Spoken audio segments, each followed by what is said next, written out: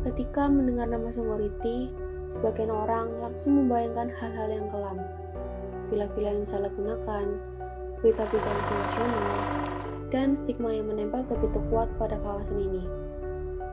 Banyak yang mengenal Songgoriti bukan sebagai tempat wisata, melainkan sebagai tempat yang dianggap tidak lagi suci.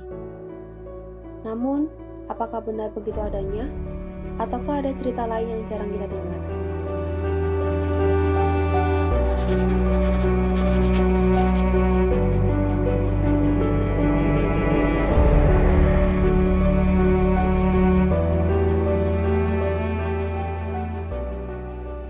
Songgoriti terletak di Kelurahan Songgokerto, Kota Batu, Provinsi Jawa Timur, dan dikenal sebagai kawasan wisata alam yang memiliki pemandian air panas alami dan Candi Songgoriti. Lokasinya berada di bawah kaki Gunung Banyak dan dekat dengan jalur utama Batu Pujon. Di balik stigma yang berkembang, Songgoriti sebenarnya menyimpan sejarah yang jauh lebih tua dan jauh lebih agung. Kawasan ini telah menjadi pusat penyucian diri sejak masa Kerajaan Medang. Air panas alaminya dianggap mampu membersihkan lahir dan batin.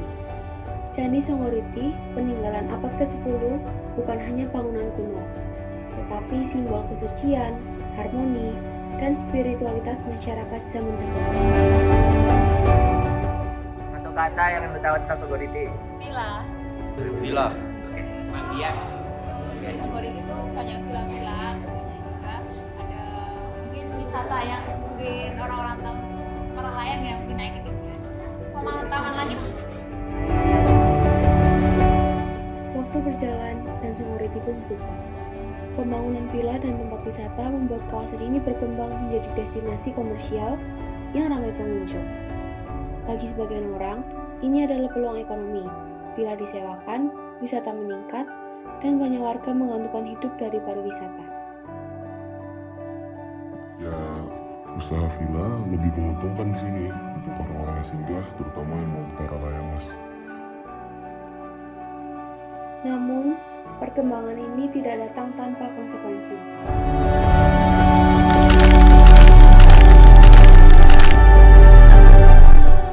Seiring meningkatnya jumlah pengunjung, muncul penyewa-penyewa yang menyalahgunakan villa. Ya, lebih enaknya villa soalnya lebih murah daripada di hotel-hotel lain. Itu juga dapat jadi teman-teman pendatang juga yang lebih tahu duluan. Perilaku segelintir orang ini menimbulkan reputasi buruk yang kemudian menyebar luas. Tidak villa ya.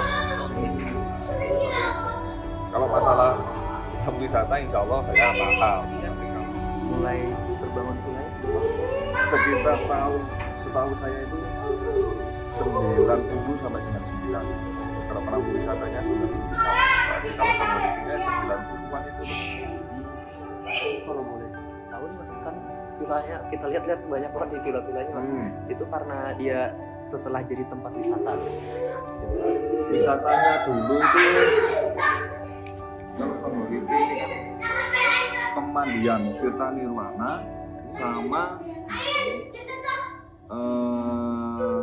Candi Songgoriti itu sama Candi Songgoriti itu air panas alam. Di Candinya sendiri itu sering dikunjungi orang-orang luar kota. Dan di sini tuh pemilik villa ada paguyubannya sendiri.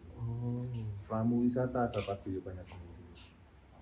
Lingkungan ada namanya Forum Musyawarah Lingkungan Songgoriti. Terus ada Dewan Adat.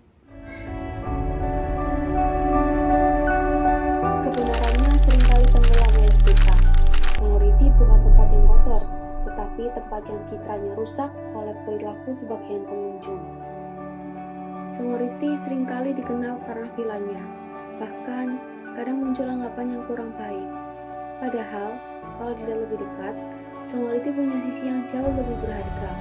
Ada candi, sumber air panas, dan suasana alam yang sebenarnya bisa jadi wisata budaya dan sejarah yang menarik. Kalau potensi ini diangkat dan dikelola dengan baik, citra Songgoriti bisa jauh lebih positif dan tentu membawa manfaat untuk masyarakat.